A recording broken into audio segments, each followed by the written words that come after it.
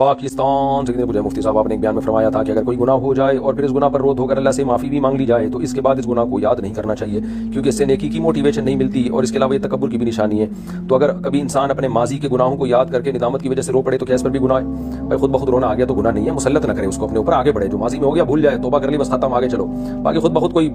آنسو نکل جائے تو اچھی بات ہے، یہ کوئی حرج نہیں ہے۔ 27 رجب کا روزہ ثابت نہیں ہے، بدعت ہے، اور یہ 27 رجب جو ہے کوئی شب معراج نہیں ہے۔ معراج ثابت ہے نبی صلی اللہ علیہ وسلم کی، لیکن کس تاریخ کو ہوئی ہے اس کا کسی مستند حدیث میں کوئی تذکرہ نہیں ہے۔ رجب میں بھی ہوئی ہے کہ نہیں یہ بھی نہیں پتا، تو خام خواہ میں 27 رجب کو نہیں عبادت کی رات بنا دیں اور 27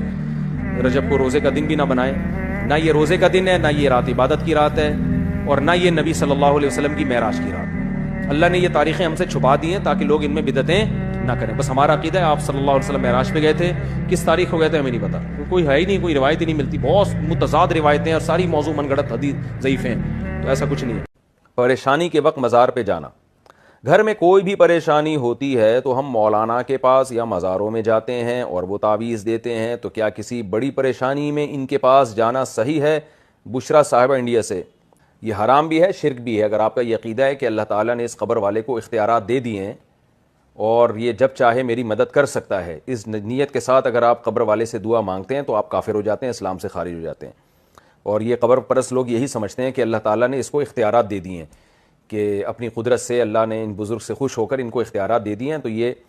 اب جب ان سے دعا مانگی جائے تو یہ ہماری بگڑی بنا دیتے ہیں، ہمارے کام کر دیتے ہیں۔ تو اس نیت سے کوئی قبر والے سے دعا مانگتا ہے تو یہ شرک ہے۔ اللہ فرما رہے ہیں وَتُحِبُّونَ الْمَالَ حُبًّا جَمًّا، کہ تمہارا مسئلہ یہ ہے کہ تم مال سے محبت کرنے لگ جاتے ہو اور مال کو ہی سب کچھ سمجھ لیتے ہو۔ تو جب انسان پیسے سے یا مال سے محبت کرے گا تو پھر وہ اس فتنے میں پڑ جائے گا کہ اس کو حلال اور حرام کی تمیز بھی بھول سکتا ہے،